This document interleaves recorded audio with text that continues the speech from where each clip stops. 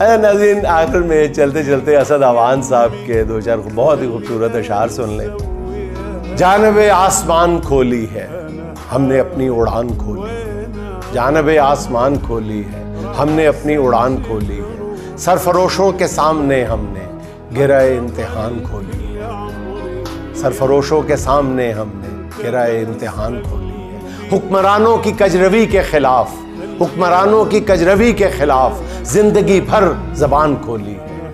हमने तीरा शबी की राहों में, हमने तीरा शबी की राहों में रोशनी की दुकान खोली है। उसने मेरे लिए सरे सहरा तीर खोले कमान खोली है। हमने रूदाद इश्क महफिल में, हमने रूदाद इश्क महफिल में सूरत दास्तान खोली है। ये बयाज़े सुख्न भी हमने असद, ये बयाज़े सुख्न भी हमने असद बज़्म के दरमियान खोली है, बज़्म के दरमियान खोली।